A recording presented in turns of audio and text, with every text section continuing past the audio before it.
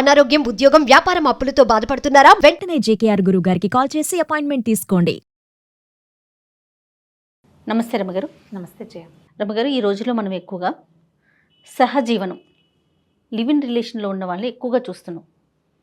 Students, యువత ఎక్కడుంటున్నారు ఏంటి అనగానే మేము లివ్ ఇన్ రిలేషన్లో ఉన్నాము అంటున్నారు. అంటే అంత ఓపెన్గా చెప్పేస్తున్నారు రమ్మగారు, చాలా ఓపెన్గా చెప్తున్నారు. అంటే ఎందుకంటే మనము అందమైన జీవితం ప్రోగ్రామ్ చేస్తూ ఉన్నాం కదా, చాలా కేసెస్ డీల్ చేసాం ఇదే రిలేషన్ మీద అనమాట.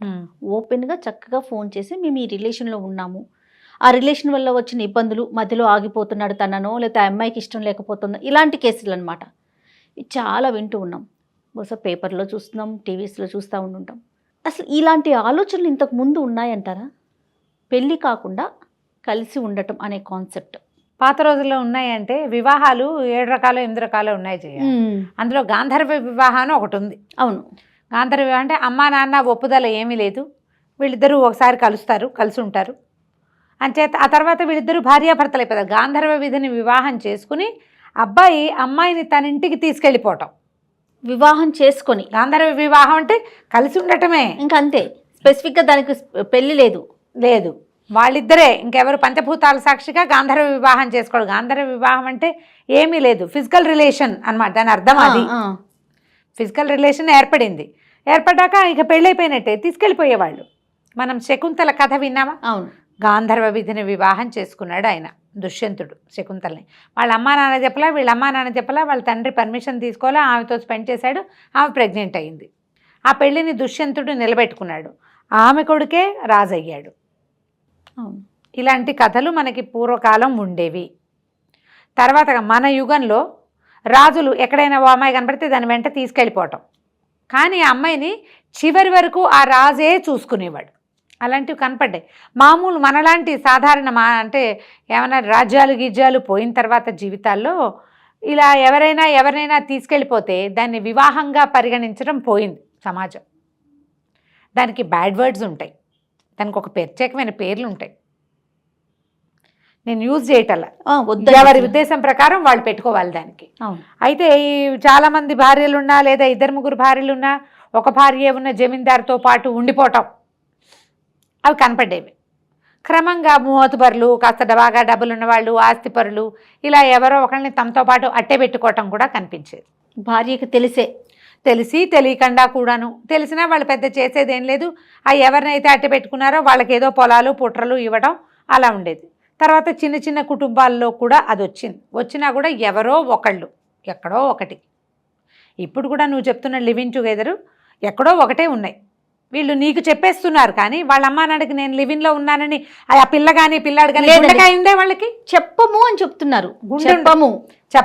చెప్పకుండా వీళ్ళిద్దరూ కలిసి ఉంటారు. కుదిరితే లైఫ్ లాంగ్ కలిసి ఉండొచ్చు, లేకపోతే ఈ అబ్బాయి ఇంకొక వైపుకి, అమ్మాయి ఇంకొక వైపుకి వెళ్ళిపోవచ్చు అంతే. కాకపోతే మనకి ఇండియాలో తరాల వెంబడి వివాహము ఒకళ్ళకి కట్టుబడి ఉండటం అనేది మన జీన్స్లో ఉంది. ఈ ఇద్దరు కలిసి ఉన్నప్పుడు ఏదో కొంతకాలం కలిసి ఉంటారు. ఇది ఫ్రెండ్లీగా ఉండే వ్యవహారం కాదు కదా. లివింగ్ అంటే ఏంటి? ఫిజికల్ థింగ్స్ ఉన్నాయనేగా అర్థం కదా. ఈ ఫిజికల్ థింగ్కి సైడ్ ఎఫెక్ట్స్ ఏమి ఉండవా? ఉంటాయి కదా.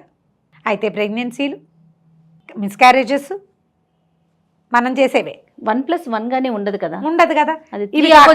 ఇవి కాకుండా ఈ రిలేషన్లో ఒక చోట కలిసి ఉండే వాళ్ళిద్దరికి, ఈయనకి వేరే ఫ్రెండ్స్, ఆవిడకి వేరే ఫ్రెండ్స్ ఉంటే వాళ్ళ వల్ల వచ్చే జబ్బులు, సోషల్గా వచ్చేటువంటి బాయ్కాట్ చేయటము, అలా చేయబడ్డము లాంటి సమస్యలు, ఇళ్లల్లో చెప్పుకోలేకపోవటం, మెయిన్ దొంగ బతుకు కదండి. దొంగ బతుకు కదా. అవును. ఇక్కడ ఏదో చేస్తున్నామని, ఉద్ధరిస్తున్నామని ఊళ్ళో అమ్మా నాన్నలని నమ్మించడం. మా నాన్నంటే నాకు పంచప్రాణాలు, మా అమ్మ అంటే నాకు పంచప్రాణాలు, కష్టపడి పెంచారని టీవీల ముందు, పేపర్ల ముందు వెధవ కబుర్లు చెప్పడం. ఈ అసలు జీవితంలో తీసుకోవాల్సిన ముఖ్య నిర్ణయాల్లో అమ్మా నాన్నల్ని అస్సలు భాగస్వాముల్ని చేయకపోవటం. ఏదైనా ఇక్కడ కొంప మునిగాక ఆ అమ్మలో నాన్నలో వెంటేసుకుని వెళ్ళని పోలీస్ స్టేషన్ల చుట్టూతా, లేదా టీవీ పేపర్ల చుట్టూతా, సోషల్ మీడియా చుట్టూతా తిప్పడం. లేదు అంటే తమను తాము ఏదైనా చేసేసుకోవటం, లేకపోతే రెండో వాళ్ళని ఏదైనా చేయటం. లివింగ్లో ఉన్న వాళ్ళకి ఒకళ్ళంటే ఒకళ్ళకి విసుగు పుట్టదా జయ? ఢిల్లీ కేసు ఒకటి విన్నాం రీసెంట్గా. ఆ అమ్మాయిని ఓ! మరీ ఘోరం అది కదా అసలు రమ్మగారు. కనపడ్డప్పుడల్లా కడుపులో ఇలా లావాలాగా ఉంటుంది, రైళ్లు పరిగెడుతున్నట్టే. కానీ ఇది చాప కింద నీరులో విస్తరిస్తుంది ఎవరి రమ్మగారు. పిల్లలు మీరు ఏం చేస్తారో కాదు తెలీదు. రమ్మగారు, ఎక్కడో ఒకటి ఉంది అంటున్నారు కదా. లేదు రమ్మగారు, పర్సంటేజ్ అయితే పెరిగింది. పెరిగింది, మరి స్టూడెంట్స్ ఇలాంటి పనులే చేస్తున్నారేమో మనకు తెలియదు. ఎక్కువ ఉందని చెప్పలేము, బట్ కానీ పర్సంటేజ్ అయితే మాత్రం ఎందుకంటే జయ, ఇవి ఇంగ్లీష్ మూవీస్ నుంచి హిందీ మూవీలకి, హిందీ మూవీల నుంచి సీరియల్స్కి, సీరియల్స్ నుంచి మన జీవితాల్లోకి వచ్చేసి ఈ తెలుగు సీరియల్స్లో కూడా వచ్చినాయి, కథల్లోకి, షార్ట్ ఫిల్మ్స్లోకి, వెబ్ సిరీస్లోకి. ఫిజికల్ రిలేషన్ అనేది ఒక సహజమైన విషయమని, ఇది ఉంచుకోవాల్సిందే, చేయాల్సిందేనని, ఒకళ్ళ కట్టుబడి ఉండవలసిన అవసరం లేదని, ఒక 5-6 మెయింటైన్ చేసి తర్వాత ఎవరో ఒకళ్ళతో ఒక బకరాన్ని చూసి పెళ్లి చేసుకోవచ్చని, ఇట్లాంటి పిచ్చి మాటలన్నీ మనకి పబ్లిక్లో ప్రచారం అయిపోయినాయి. అదే అమ్మాయి అయినా అబ్బాయి అయినా. ఎవరైనా సరే. అయితే ఏంటంటే ఇందులో సఫర్ అయ్యే వాళ్ళు ఎంత శాతం ఉంటారు, ప్రయత్నం చేసే వాళ్ళు ఎంతమంది ఉంటారు, ఇలాంటి పనులు చేసేవాళ్ళు, వాళ్ళలో కనీసం 80% సఫర్ అవుతారు, బ్లాక్మెయిల్స్కి గురవుతారు, అబ్యూజింగ్కి గురవుతారు, వాడితో ఉన్నావు నాతో ఉండటానికి ఏమిటని పిచ్చి మాటలు అనిపించుకుంటారు. సొసైటీ వైపు నుంచి అండి, సొసైటీ వైపు నుంచి మామూలు కాదు వీళ్ళ మీదకి వచ్చేది. నా ఇష్టం, నా జీవితం, నా ఇష్టం, నా జీవితం. ఎలా నీ ఇష్టం అవుతుంది రమ్మగారు? మనం సంఘంలో ఉండేటప్పుడు సొసైటీలో కదా మనం ఉన్నాము. పోనీ నీ ఇష్టం, నీ జీవితమే, ఓకే. మీ అమ్మా నాన్న, నీ సొంత సొసైటీ, మేమంతా వద్దు, జనరల్ పబ్లిక్ సొసైటీ వద్దు, కుటుంబం. కుటుంబం, నీ ఫ్యామిలీ. నీకు ఏదైనా కొంచెం జ్వరం వస్తే అమ్మా నాన్న కావాలి, ఏదైనా ప్రాబ్లం వస్తే ఏమడుగుతారమ్మా? పోలీస్ స్టేషన్కి వెళ్తావు, హాస్పిటల్కి వెళ్తావు, నీకు ఏదైనా ప్రాబ్లం వస్తుంది, నీ గురించి ఎవరికి ఫోన్ చేయాలి? నీ ఫ్రెండ్స్, నీతో ఉన్నవాడేనా నీకు సపోర్టు? కాళ్ళు చేతులు విరిగిపోతాయి.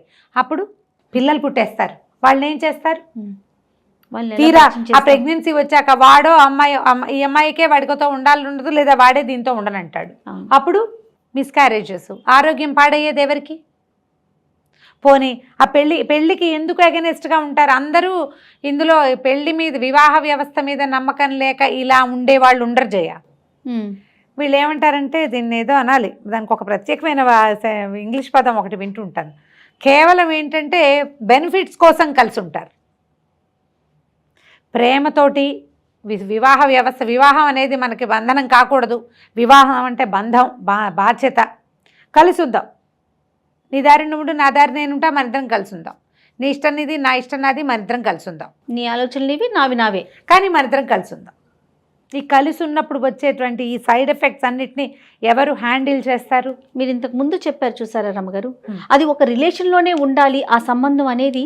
ఆ ఆలోచన నుంచి కొంచెం బయటికి వెళ్ళిపోతున్నామేమో అనిపిస్తుంది. పర్వాలేదు, ఏదైనా పర్వాలా, వెళ్తూ ఉందాం, ఎక్కడో అలసట వచ్చినప్పుడు ఆగుదాం అనే ధోరణిలో అలసట వచ్చినప్పుడు మీతో ఎవ్వరూ ఉండరు, సమాజం ఉండదు, మీకు మీరే ఓదార్చుకోవాలి. ఈ వెంటనే వీళ్ళకి ఏంటంటే సెల్ఫ్ పిటీ వచ్చేస్తుంది, టెన్షన్ వస్తుంది, బీపీ వస్తుంది, డిప్రెషన్ వస్తుంది, అందరి మీద అసహ్యం వస్తుంది, ప్రపంచం మీద అసహనం వస్తుంది. మీరు ప్రపంచానికి భిన్నంగా చేసినప్పుడు నిలబడలేకపోతున్నామని అనుకోరు, అనవసరంగా మత్తు ద్రవ్యాలు, మాదక ద్రవ్యాలు పారన పడతారు. ఏదో ఈ దొరుకుతున్నది కాకుండా ఇంకా ఏదో అలౌకిక ఆనందాన్ని అనుభవించాలనే తపన. ఒళ్ళొంచి పనిచేయరు, బాధ్యత తీసుకోరు, వీళ్ళు ఇటువైపుకు వెళ్తారు. పెళ్ళంటే బాధ్యత కదా జయ. ఒకళ్ళతో కలిసి ఉండాలంటే పొద్దున ఇల్లు వాకిలి చూడాలి, అత్త మామని చూడాలి, వాళ్ళ సంగతి కనుక్కోవాలి, ఫ్యామిలీ బర్డెన్ తీసుకోవాలి. బర్డెన్స్ తీసుకోవడానికి ఇష్టపడరు. రేపొద్దున మీ బర్డెన్ ఎవడు తీసుకుంటాడు?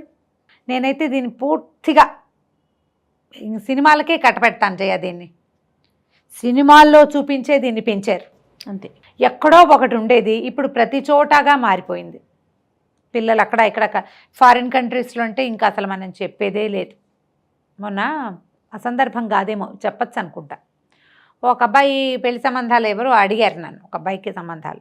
ఇక్కడున్న అమ్మాయి వద్దండి, ఫ్రెష్గా వచ్చే అమ్మాయిని కావాలంటే నేను చదివించుకుంటాను, అది ఇక్కడున్న అమ్మాయి మేమే చదివించుకుంటాం, ఖర్చు పెట్టన్నారు వాళ్ళు. ఎందుకంటే అక్కడ మేము చూస్తున్నాం చాలామంది ఆడపిల్లల్ని, వాళ్ళంతా లివిన్లో ఉంటారు ఎవరో ఒకళ్ళతోటి, మరి వాళ్ళకి అవసరాలు వాళ్ళు ఉంటారు. అమ్మాయి కూడా ఒక అమ్మాయి నాకు అలాగే చెప్పింది. అమ్మాయి వాళ్ళ పేరెంట్స్ అక్కడ ఉండే మగపిల్లలంతా ఏదో ఒక జాతి వాళ్ళతోటి స్టూడెంట్స్ కలిసి ఉంటారు, ఫ్రెండ్స్ విత్ బెనిఫిట్సే. వాళ్ళకేవో సమస్యలు, ఎక్కడ ఉండడానికి ప్లేస్ లేదు, ఏవో రకరకాలు వస్తాయి, లేకపోతే చదువు ఆగిపోతుంది, జాబ్ ఏం దొరకదు. లివిన్లో ఉంటే వాళ్ళకి అవతల రెండో వాళ్ళు దానికి హెల్ప్ చేస్తారు. ఇలా ఉండేవాళ్ళు మాకొద్దండి, వాళ్ళతో రకరకాల ప్రాబ్లమ్స్ వస్తున్నాయి అని చేత ఇక్కడ ఉండే పిల్లలు మాకొద్దు. పెళ్లి సంబంధాలు చూసేటప్పుడు కూడా ఇది కూడా చూడాల్సి వస్తుంది. అది ఇప్పుడు ఇక్కడ కూడా వచ్చిందిగా, వచ్చేసిందండి. ఇక్కడ వచ్చేసింది. ప్రతి వాళ్ళకి అవతల వాళ్ళు చక్కగా ఫ్రెష్గా మంచి వాళ్ళుగా కావాలి. మరి మనం ఎట్లయినా పర్వాలా. మన సంగతి. నాకే ఒక ఫోన్ వచ్చింది జయ, ఇందాక నుంచి అది చెప్పకూడదు అనుకుంటున్నా. ఇప్పుడు నేను ఏదైనా ఇలా చెప్పాను అనుకో, అందరికీ ఏమనిపిస్తుందంటే వాళ్ళ సంగతులు నేను పబ్లిక్ చేస్తాను అనిపిస్తుంది. మనం ఎక్కడ పేర్లు కానీ వాళ్ళ ఊర్లు కానీ వాళ్ళ డీటెయిల్స్ కానీ ఇవ్వట్లేదు రమ్మ. ఇవ్వం. అయినా సరే మా సంగతి మీరు చెప్పకండి అని చెప్తుంటారు. నాతో మాట్లాడిన వాళ్ళు నాకు చెప్తారు, ఈ సంగతి మీరు చెప్పబోకండి అని. ఓ అమ్మాయి ఫోన్ చేసింది, నేను 7 yearsగా లివింగ్ టుగెదర్లో ఉన్నాను అని. అమ్మ నేను ఇలాంటి కేసులు హ్యాండిల్ చేయను, పెట్టేయండి. కాదు మేడం, అది కాదు, మీరు కొంచెం వినండి. సరే వింటానన్న. మేమిద్దరం పెళ్లి చేసుకోవాలనుకుంటున్నాం. అమ్మో ఎంత మంచి భాగ్యమమ్మా, చేసుకోండి చక్కగా, 7 ఏళ్ళ నుంచి కలుసున్నావు, ఎలాంటి ఇబ్బందులు పడ్డావో తల్లి, పెళ్లి చేసేసుకో మంచిదమ్మా, పెట్టైనా ఫోన్ అని. అది కాదు మేడం, మీకు అర్థం కాలేదు, నేను నా దారిని నేను పెళ్లి చేసుకోవాలనుకుంటున్నాను, అతను కూడా అతని దారిని అతను పెళ్లి చేసుకోవాలనుకుంటున్నాడు, మరి మాకేమైనా ట్రబుల్స్ వస్తాయి. నేను నువ్వు ఆలోచించుకోవాలి, నన్ను అడిగితే ఎట్లా, నువ్వు కదా ఆలోచించుకోవాలి. అయినా మీ ఇద్దరు ఎందుకు పెళ్లి చేసుకోవట్లేదు అంటే, కొంచెం క్యాస్ట్లు అవి వేరు మేడం, కొంచెం క్లాసులు కూడా. నేను ఆ క్లాసు చెప్పానా ఇది వరకు ఒక మాట, ఈ అమ్మాయే చెప్పింది నాకు ఆ మాట. వాళ్ళది వేరే క్లాస్, మాది వేరే క్లాస్ అండి, కులాలు వేరైనా క్యాస్ట్ ఈ క్లాసెస్ తోటి కొంచెం సమస్య.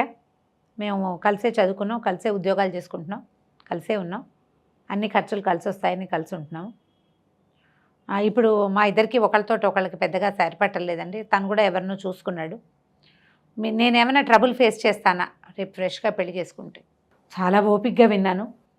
నేను ఇంత పని చేసినప్పుడు ఏమి తర్వాత పని చేయడానికి సలహా, నీకు బోడి సలహా ఎందుకు?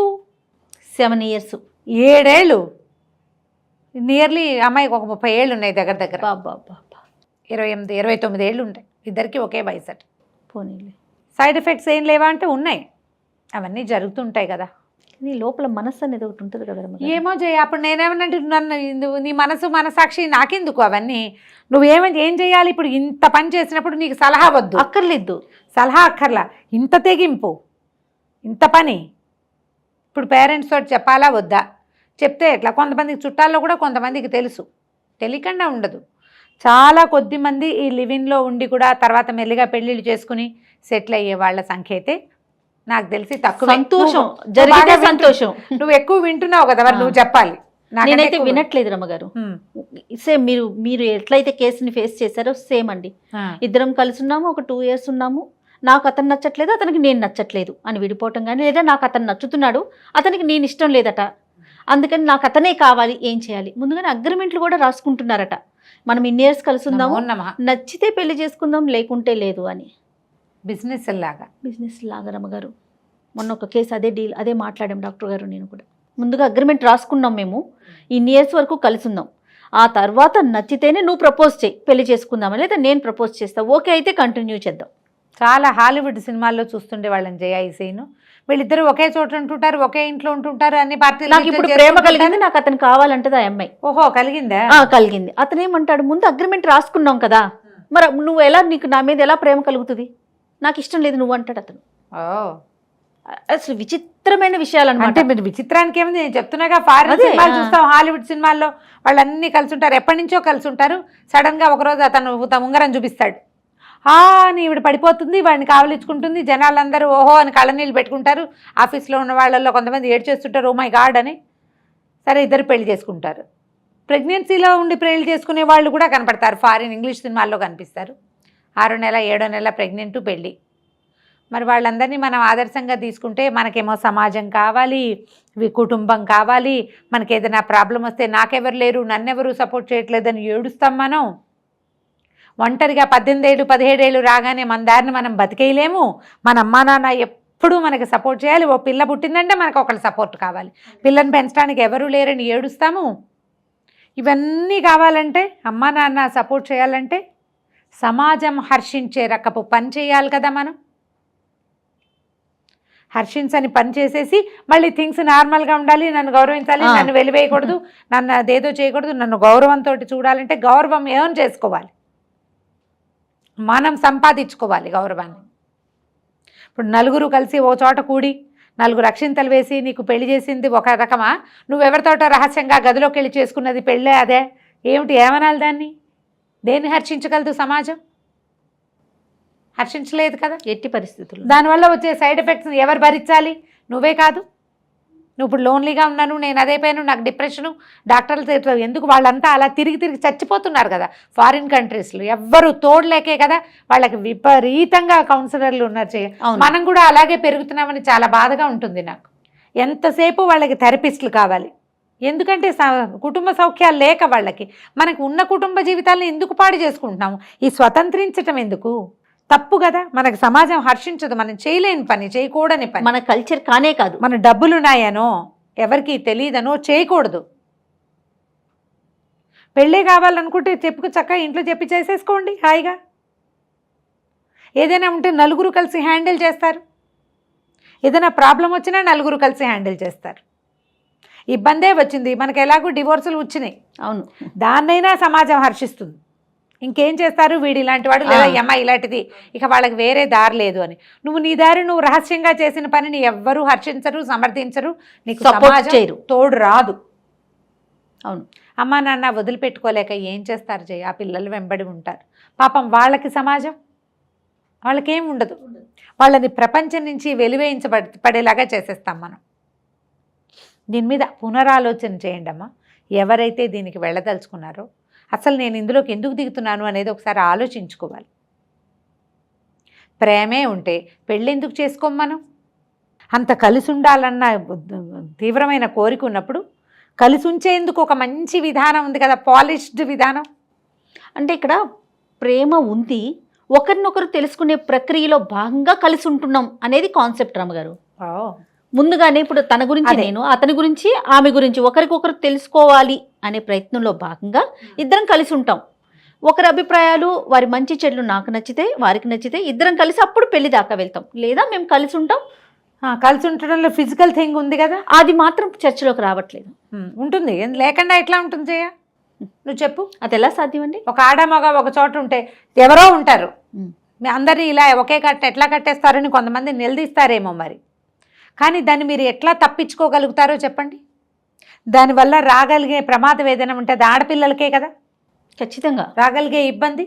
అప్పుడు ఏం చేస్తారు? తప్పు కాదు. 100% అండి, ఆలోచించుకోవాల్సిన విషయం ఇది. ఎవరి దారిని వాళ్ళు ఆలోచించాలి. దాన్ని ఇప్పుడు ప్రేమ వివాహాలు చేసుకోవచ్చు హాయిగా, ఏదో కులాలో క్లాసులో తేడాలు ఉన్నాయనుకో, పెద్దవాళ్ళని ఒప్పించుకుని చేసుకోండి. ఒప్పించకుండా చేసుకున్నా మీరు పెళ్లి చేసుకున్నారనే ఒక ముద్ర మీకు చాలా అవసరం. ఇలాంటి ముద్ర వేయించుకుంటే విలువ ఉండదు పెద్దగా. సమాజం అంతా అలాగే వెళ్తోందండి ఇప్పుడు అంటే ఇక మనం చెప్పగలిగేది ఏమీ లేదు దానికి. అంతే రమ్మగారు, ఖచ్చితంగా ఆలోచించుకోవాల్సిందే. అంతే అంతే. మన అమ్మ నాన్న కూడా ఎవరితోటైనా సహజీవనానికి వెళ్ళిపోతామంటే ఎలా ఉంటుందో ఆలోచించాలి కదా. ఇన్నాళ్ళు కలుసున్నాం, ఏదో పెళ్ళి మాకొద్దు అని అమ్మ వాళ్ళని నాన్న ఒకళ్ళని సహజీవనానికి సెలెక్ట్ చేసుకుంటే కొత్త అంశానికి తెరదీస్తున్నారు రమ్మగారు. నేను విన్నాను జయ, అందుకే చెప్తున్నా. నేను విన్నాను అందుకే చెప్తున్నా. నాకు తెలుసు ఒక కేసు. My God. సహజీవనం, అమ్మ నాన్న, ఆ పిల్లల పరిస్థితి ఏంటో చెప్పు. ఒకసారి మీరు అక్కడ నిలబడి ఆలోచిస్తే ఆ గిరిలోకి వెళ్ళాలి కదా మనం. సమాజం నుంచి పక్కకి తొలగి ప్రవర్తించడం అనేది మీరు చేస్తారు, మీ అమ్మ నాన్న చేస్తే మీకు ఓకేనా అనేది ఓసారి ఆలోచిస్తే అప్పుడు మనకి ఏమిటి ఇందులో అనేది అర్థమవుతుంది. అంటే ఇది సందర్భం కాదు, ఇంకొక చిన్న విషయం. ఇప్పుడు సెకండ్ మ్యారేజ్, ఈ విషయం గురించి మనం మాట్లాడుకునేటప్పుడు చాలా సార్లు మాట్లాడుకున్నామండి. ఒక ఆడపిల్ల రెండో పెళ్లి చేసుకోవాలంటే తనకి పిల్లలుంటే నరకయాతన అనుభవిస్తుంది. చేసుకోవాలా వద్దా, ఈ పిల్లలు ఎలా రిసీవ్ చేసుకుంటారు, వచ్చే వ్యక్తి, కొత్తగా వచ్చే వ్యక్తి ఎలా రిసీవ్ చేసుకుంటాడని 1కి 100 సార్లు ఆలోచిస్తాం రెండో పెళ్లి చేసుకోవటానికి పిల్లల కోసమని. మరి పిల్లలే ఇలాంటి పనులు చేస్తూ ఉంటే తల్లిదండ్రులు ఏమైపోవాలి కాదారామ్ గారు? అది ఎప్పుడు జయ, మనం ఏంటంటే మన గురించి ఆలోచిస్తాం, ఇతరుల గురించి ఎప్పుడు ఆలోచించాం. నీకు ప్రాబ్లం వస్తేనే అమ్మ గుర్తొస్తుంది, లేకపోతే రాదు. ఈ పని చేస్తే ఆవిడ ఏం బాధపడుతుందో అన్నది కూడా రాదు, ఊహ రాదు. నువ్వు లవ్ మ్యారేజ్ చేసుకున్న ఎంతోమందిని, పేరెంట్స్ని వదిలిపెట్టి పెళ్ళిళ్ళు చేసుకున్న వాళ్ళని నువ్వు టీవీ చూడు, యూట్యూబ్ చూడు, ఫేస్బుక్ చూడు, కనపడతారు. సెలబ్రిటీస్ కూడా మా నాన్న అంటే నాకు పంచప్రాణాలను ఏడ్చి శోకాలు పెట్టేవాళ్ళు. నువ్వు ముందు చేసిన పని ఏంటో విచిత్రమైన పని. నాన్న గౌరవం లేదు, నాన్నకు మర్యాద లేదు, నాన్నకు గుర్తింపు లేదు, ఆయన మాటకు విలువ లేదు, దూకేస్తావు. అప్పుడు ఒక ఆగలేనితనం, ప్రేమ అని దానికి ఒక పేరు. దూకేసి అప్పుడు మా నాన్న అంటాం, మా అమ్మ, మా మావయ్య, దూకే ముందు ఒప్పించుకుని దూకుదాం అని అనుకోరు. అదో పెద్ద సమస్య. అవును. పోనీ అదేదో పెళ్ళి కనీసం ఒక రకం, ఇది పెళ్ళి కాదు కదా చచ్చి, అది పెళ్ళి అసలు, ఇది అసలు వేరే ఇది సబ్జెక్ట్, వేరే కథ కదా. బాగా ఆలోచించి దిగండి. దీని తర్వాత వచ్చే దాన్ని మనం హ్యాండిల్ చేయగలమా, అసలు కాన్సిక్వెన్స్ అనేది ఒకటి ఉంటుందా, ఉంటే అది ఎలా ఉండొచ్చు, దాన్ని మనం ఎట్లా హ్యాండిల్ చేయాలి, ఇది కరెక్టేనా అనేది ఎవరితోటైనా మాట్లాడి డిస్కస్ చేసి మీ ఇద్దరు పరస్పరం బాగా ఆలోచించుకుంటే కానీ దిగద్దు. రైట్. నమస్తే అండి. నమస్తే జయ.